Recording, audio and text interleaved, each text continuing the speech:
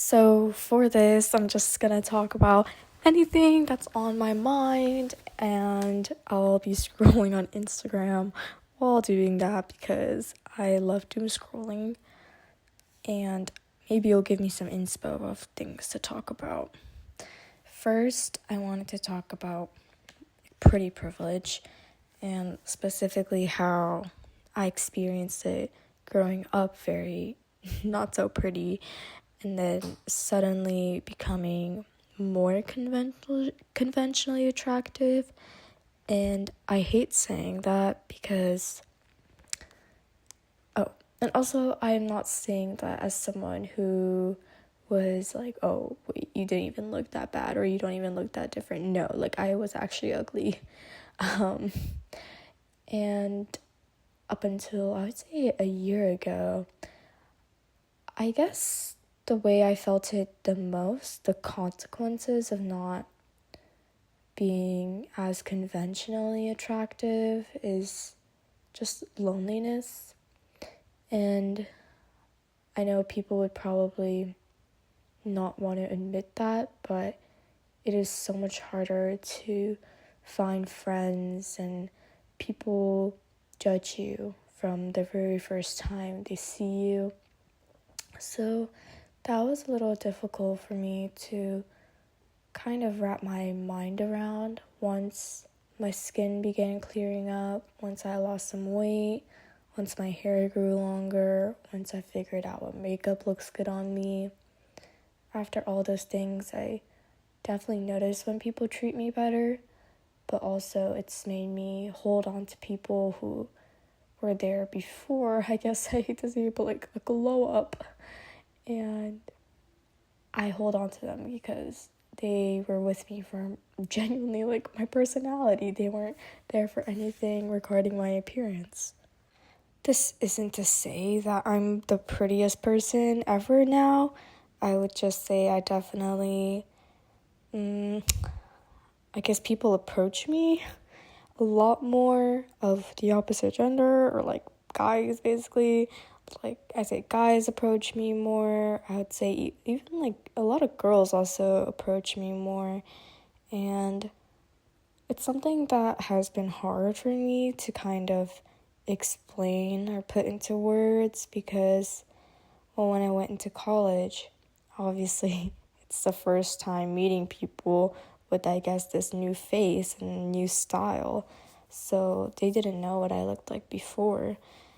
And it was, I'm not gonna lie, I was thinking, wow, maybe if I looked like this, things would have been different in the beginning of high school. Maybe I would have been able to make more friends or have as much, well, of course, like, a lot of things also just came down to the fact that high school was very busy for me compared to college.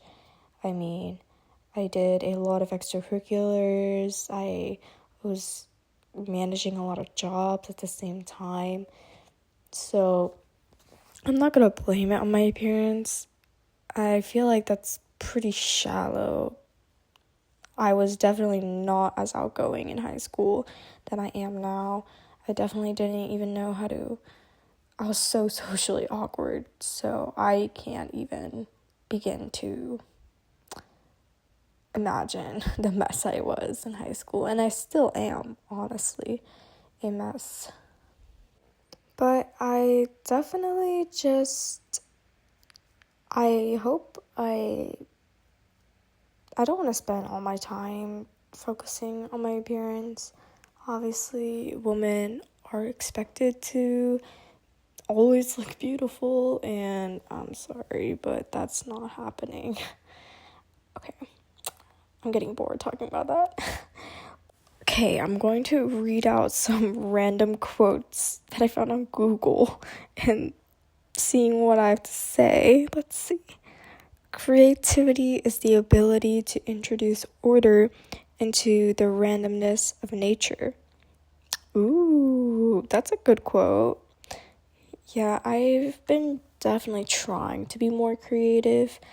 I think I was, oh gosh, or I'm like one of those people who want to do a lot of things, and it's kind of difficult for me to end up following through and seeing them happen.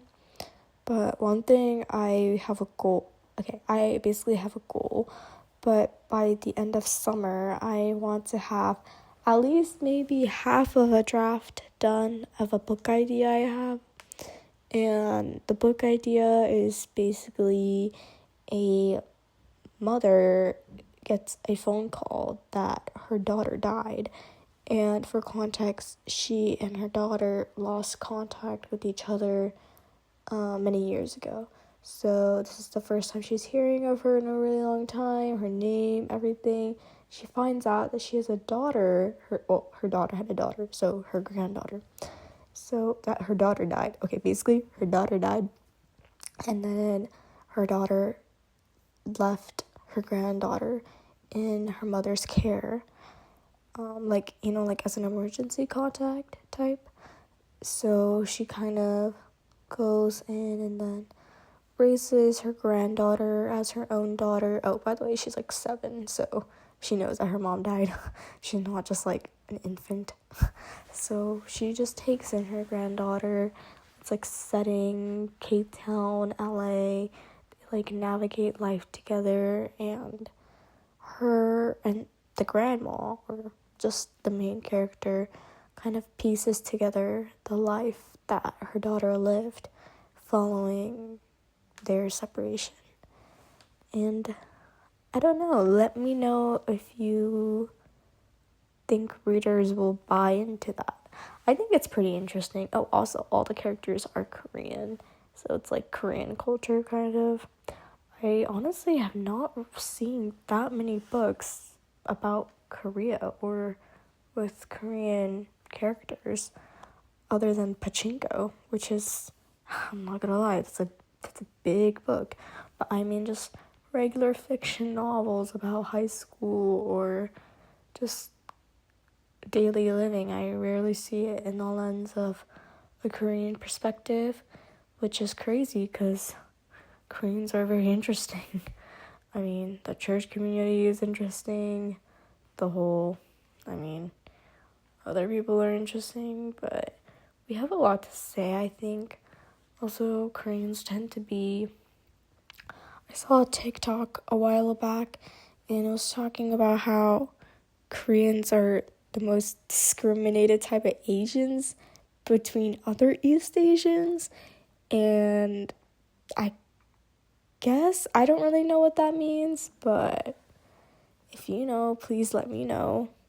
Okay, let's see another quote. It says, "Rest is a radical act in a society that rewards productivity." Ooh, that's a good quote too. I feel like I definitely resonate with that. I mean, I literally burned myself out in junior year. It's probably, of high school. It's probably why I had such bad acne. Oh my gosh, I feel like I almost forcibly repressed all of my memories from the time I had really bad cystic acne. And now you can almost not even tell that it was there, but it's almost traumatic what I feel like. I am so dramatic. It's literally just acne. But at the time, it felt like I couldn't even show my face out in public without having genuinely a pound of makeup on my face. And it never even looked good because my acne would bleed through my makeup. Oh my gosh, that sounds so gross, but that's kind of what I mean. Anyways, but back to the quote. Rest is a radical act. I feel like the culture is getting better slowly. Especially now on TikTok, I feel like there's a lot of promotion of wellness and this yoga pose and these like yoga music. And I really like that side of TikTok, actually. I was trying to mood board that. I think maybe earlier, I don't know. But I think society rewarding productivity, it's not always true either. You know, let's just say I know people, and some of these people, they don't do anything, and it sucks because it feels like they get everything they want to. Meanwhile, I know other people who are trying super hard, and they don't really get a lot of benefits out of it. But I guess that's also just a part of life, to deal with rejection and things not going to plan. I've definitely been trying to process stress better. I think it's hard when some of the stress is not something that can go away, because most of my stress comes from family members, and for better and for worse, family members do not go away. It's just something that must be dealt with. I guess I'll just talk about what I've been up to, because that's honestly the easiest thing. So I got a job at a restaurant as a hostess, and sorry, it's probably such a weird. I'm literally just lying in bed recording with my phone. But I got a new job as a hostess for this restaurant, and wow, I love my job most of the time. Or I guess it was easier when I was training and I worked on the weekdays, so there was basically nobody there, but I'm able to study for the LSAT while working and getting paid. I just try to be discreet about it. Low-key, my manager got mad at me one time because she caught me with my computer, but since then I realized, okay, let's just stick to my phone, which is way easier to hide, and I've had no problems since. And oh gosh, I love my coworkers. They're so sweet. Caesar, oh my gosh, he's such a gem. He every time I come in, he like gives me a hug, and he goes, oh my gosh, like, we missed you, you're the best. And he's always saying how good of a job I'm doing. And my manager came up to me today and she said, oh, actually a lot of the serving team mentioned how they love the new hostess because she's always helping like clean tables and stuff. And technically that's not part of my job description, which is why they're thankful. My job is technically just behind the free, like, the hosting register system. But I mean, if there's no customers, obviously I'll help the servers out when there's like 20 tables to clean. Like, I got you. But I guess I haven't been really used to having a work environment where people are so willing and open. I mean, not willing and open. I guess this is the most supportive work environment I've had, which is crazy to say because I worked at Taco Bell, a news station. Oh, the news station was also very supportive. That was like my whole interested in journalism phase. Now I realize I'm just not into journalism in that way. I think I'm more into reading than I am writing, I would say. I tried to do this documentary about domestic violence because I was passionate about that. But I think it's easier for me I think I prefer just reading information and maybe doing things relevant to it on the side, but I don't know much about writing, which I know it's ironic because I just said that I want to write a book, but that's also a challenge for me. It's something I want to do, but part of the reason why I'm doing it is because I want a challenge, not because I'm naturally good at it per se. Oh, back to just different jobs that I've had though. I worked at Taco Bell on a college campus, so gosh, it was so busy all the time. I would say, like, even during finals, when you think people were supposed to be at home, it was so busy. But I guess I just never really... It's so funny to say that there's a Taco Bell clique, but I was never part of that Taco Bell clique.